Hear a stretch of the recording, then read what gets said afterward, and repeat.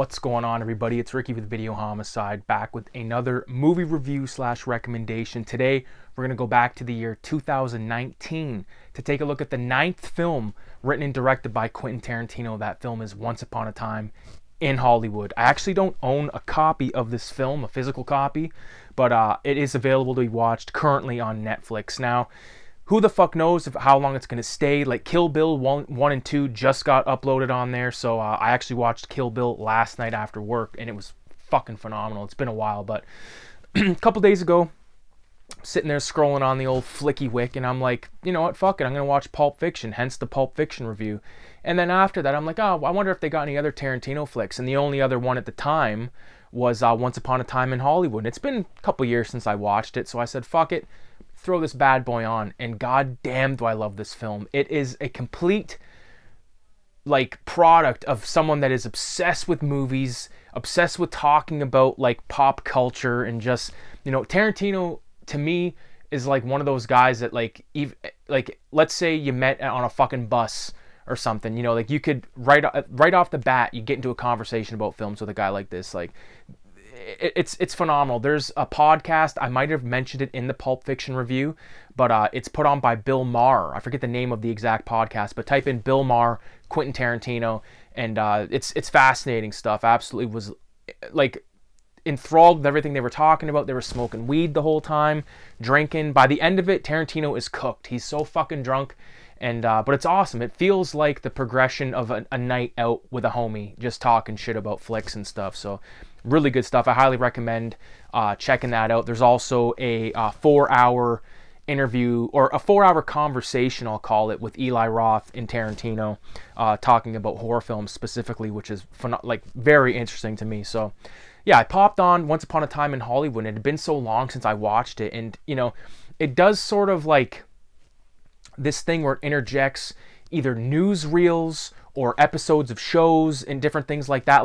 Right off the bat, we get introduced to our two main characters, Leonardo DiCaprio and Brad Pitt playing Rick Dalton and Cliff Booth, which I think is a great duo of guys.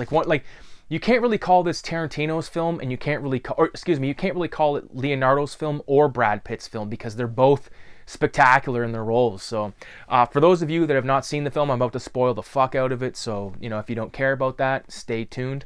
Now, I think the most interesting part of this film to me before I saw it was I'd heard that it was going to be about the Manson family, or the Manson family was going to be, it was the time of the Manson family. So was really stoked for that, because during the time, which was 2019, I was finishing college, because I went to college way fucking late. But you had to have a prerequisite, you had to have an elective or whatever, an extra class credit. So the only thing that remotely interested me was a class called Roots of Terrorism, which was a great class. For those of you that don't know, the term assassin is derived from hash eaters. So these guys who eat a bunch of hash and go fucking mental. But I wrote a paper on Charles Manson, which I have one copy of, a physical copy. I don't know where it is right now. I don't think I've seen it since the apartment, but eventually I'd love to publish that in the pages of Cinema 187. Also, if you want to buy any zines or contribute to any zines, message me at cinema.187 on Instagram, or you could email me, rickparadis1992@hotmail.com. The links to that shit will be in the description and in the intro and outro, so definitely hit me up. The next issue is going to be Universal Monsters and Hammer horror films. So if you're inclined to either write an article, do an art piece, do a comic, whatever it is, you can message me. We'll sort you out. Everyone that submits gets a free copy. You might not get it for a long fucking time, but you will get it. Mark my words. So the Manson thing interests me right out of the fucking gate, and everything else is just sort of a cherry on top. I was like, it's a Tarantino flick where they talk about Manson. I'm in. But he sort of takes this weird route. We're looking at the Manson murders, or the Manson attempted murders in this case, through the eyes of Sharon Tate and Roman Polanski's neighbor. This Rick Dalton guy lives beside the house on Cielo Drive. So it was all very I was so in deep with the Manson lore at the time, that like when this was all unfolding on screen the first time I saw it, I was like, oh my god, they got the fucking, they got everything right, everything looks good. Like I said, like the thing I like about this flick, like other, like the opener with like the old timey newsreel is fine, but the real start of the film is we get this close up of like a super exploitation style poster, zoom in and then zoom out, so we're inside this car, our boys get in the car and they fucking take off into town, and we see this beautiful 1960s Los Angeles just unfolding like as if it was actually 1969 or 68 or whatever. I think it was 69. Just really good stuff. All of the cars look right. The music is fantastic. Everyone looks the part. You know, a quick little side part. I love the scene when Sharon Tate's character goes to the movie theater and like, oh, that's me. And the girl's like, well, that's the girl from Beyond the Valley of the Dolls. She's like, yep, that's me. And I think Margaret, whatever her name is, I know she's got a strange name. It's either Margaret or Margot or something like that. Robbie. I don't think she does a horrible job, because like, I don't think I think I've seen Beyond the Valley of the Dolls. I think I might even have it on tape, but I can't gauge how Sharon Tate actually acted. You know what I mean? So is she doing a Sharon Tate, or is she doing a fucking Roseanne Barr? I don't know, but definitely not a Roseanne Barr. But just like those little moments like that, I really loved, like our two main guys, like with their trials and tribulations of like, you know, we got this stuntman who's like, you know, basically working when his friend works, and his friend is like on a downward spiral into fucking nothingness in a way. But you know, like Al Pacino has that moment at the bar where he says, you know, like, last night we watched a few episodes of the show you were in, Bounty Law and all this, and he's like, but then when the wife went to sleep, had a cigar, I lit up a cigar, I poured a little cognac, and I watched the 14th Men, or whatever that title, the 14th Fighters of McCluskey. Like the movie where, you know, Leonardo's using the flamethrower on the Nazis, and sort of a, you know, Inglourious Bastards reminder. That's what I thought of as soon as I see it. But he's like, burn in hell, you Nazi bastards! Or like, you know, and you get the cutaway of Leonardo, because Al Pacino makes the comment, that was you working the flamethrower? He's like, you goddamn right it was. I trained for 2 weeks with that fucker. And it shows like part of the training. He's like, anything we can do about that heat? And the guy's like, it's a flamethrower. Loved it, you know. And even like later on in the film when Brad Pitt is sort of having this flashback about working with you know, this particular stuntman team or whatever it is, but they're on the set, I believe, of Green Hornet, because Bruce Lee as Kato is there, and he's talking all this shit. They kind of got Bruce Lee out to be a bit of a fuckhead, and I think the Bruce Lee family actually had a problem with that. But you know, it is a make-believe story. It's like the Manson murders get fucking erased out of history, so how can you say, you know what I mean? It's a movie. Relax. Bruce Lee is like, you know, you don't make a movie about Hollywood in that era, especially, you know, without Bruce Lee. He was there. Was he actually training that Jay Sebring guy karate? Because it showed him training him in the backyard. Maybe. Bruce Lee was training a lot of celebrities back then. Really crazy shit. But I love that moment where, you know, I think it might have even been in the trailer when he's like, you know, my hands are registered weapons. If I hit you and you die, I go to jail. And Brad Pitt has like the best line ever. He's like, you hit anyone, they die, you go to jail. It's called manslaughter. And then they have their little friendly contest. And I love how like Brad Pitt like takes the fucking extra hair off and sets it on the fucking car antenna, throws Bruce Lee against his car. And then when Zoe Bell, I believe is her name, she's actually Uma Thurman's stunt double. She does all the hardcore shit you see in Kill Bill and in a bunch of other Tarantino stuff that used Uma, I believe. But which isn't there's Pulp Fiction, there's Kill Bill 1 and 2. I don't think she's in any other flicks, but regardless, she plays the wife of Kurt Russell. And so, what happened to my car? And he goes, I threw this little fucker into it. And I just loved. I work with a lot of truck drivers every day, and he exudes truck driver energy. Okay, and I was totally enthralled with Brad Pitt in this film.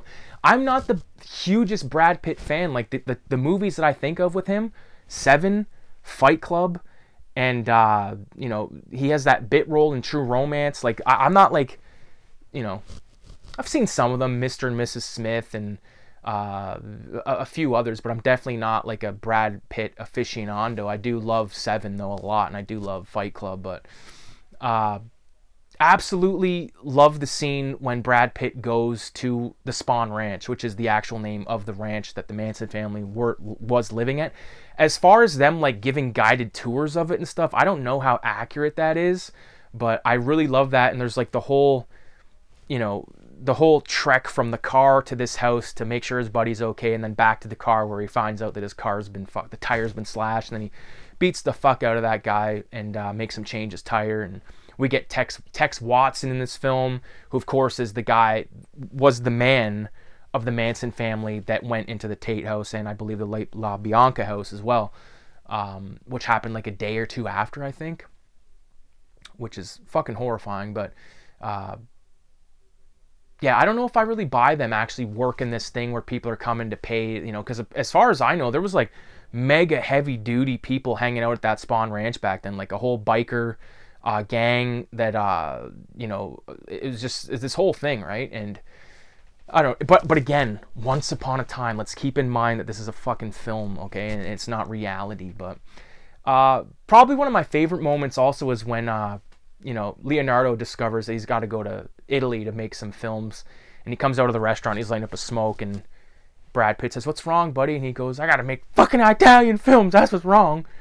And then Brad Pitt says, "Don't let the Mexicans see you cry," and he like hands him his glasses, and it's just such a hilarious moment, like the way Leonardo's like dealing with the situation. But then you get this really awesome moment where he goes to Italy, and everything's sort of explained in the way of these movie posters, these exploitation posters.